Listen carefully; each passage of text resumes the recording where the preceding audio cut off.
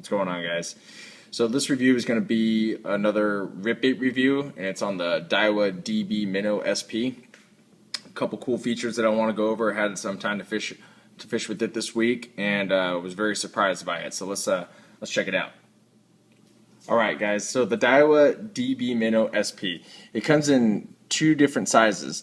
The first one has a length of 3 3/4 inches and a weight of 1/3 of an ounce. It is a suspending lure, and it dives to approximately 3 feet, and it has number 6 size hooks on it. This one is the bigger size, so it has a length of 4 3/4 inches. It has a weight of 1/2 ounce, and it is suspending as well, so it has a diving depth of about 3 feet. And this one has number 4 size hooks on it.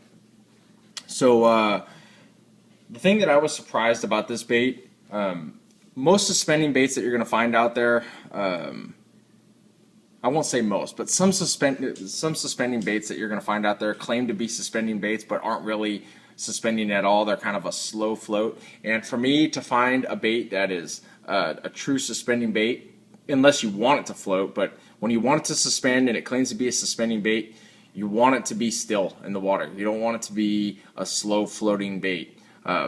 So to find a bait that actually does that, there's not very many of them out there that I've found, and I have a lot of rip baits, but to find a bait that actually does the suspending the way you want it to is sometimes a difficult task. The pointer, which is one of my favorite rip baits, and I use it all the time, is a perfect example of that. It suspends just about perfectly. This bait surprised me because it has a very good suspend in it.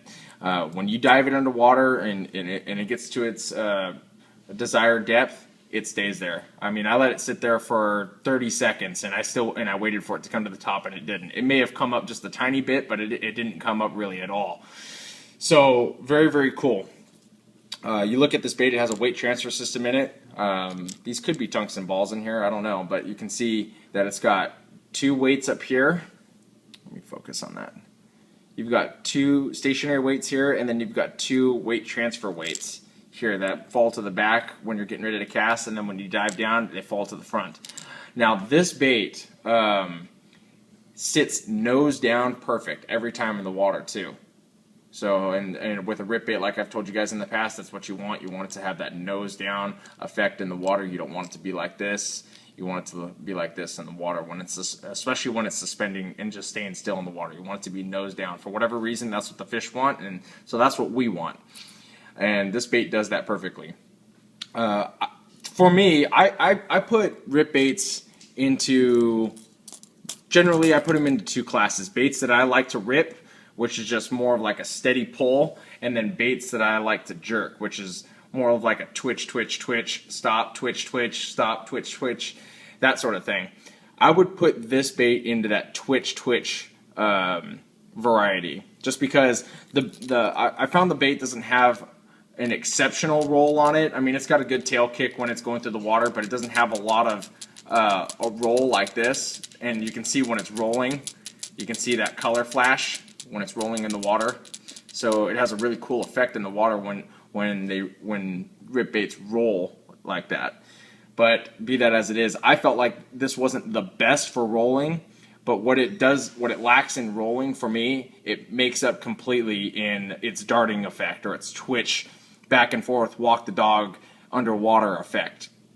This thing really worked well for me when it's darting all over the place. It has a great erratic action underwater.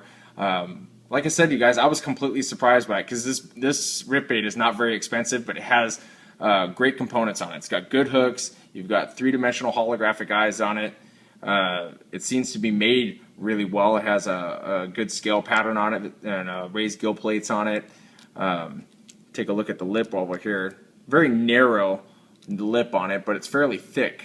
So hopefully it'll hold up. But it's got a weight transfer system in it. So and it does the things that you look for in a rip bait, the intangibles, like the outside of the materials that it's made out of. It has the intangibles like a good darting effect, a good suspend on it, and a good nose down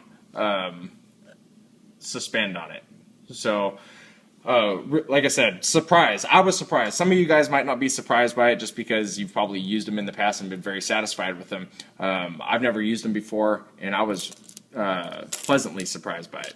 So let's go over the two colors I have here. You can see I've got transparent and then an opaque color. This first one I'm going to go over is called Ghost Olive.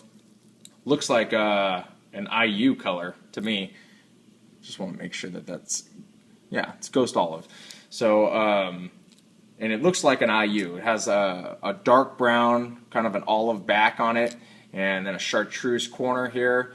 Two chartreuse dots, if you will, I guess. But and kind of almost a little bit transparent on the belly here. You can see it says Daiwa DB Minnow SP right there on the bottom. So, so there it is. There's the Ghost Olive.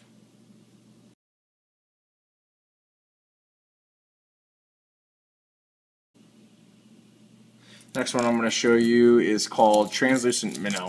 Translucent Minnow, I bought it because it's pretty much a ghost minnow color. It looks, here's a Lucky Craft ghost minnow versus their translucent minnow.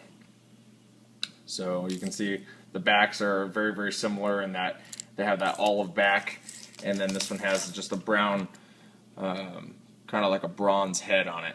So, and it's a transparent bait, so you can see. And this one also says Daiwa DB Minnow SP on the bottom. So there's Translucent Minnow.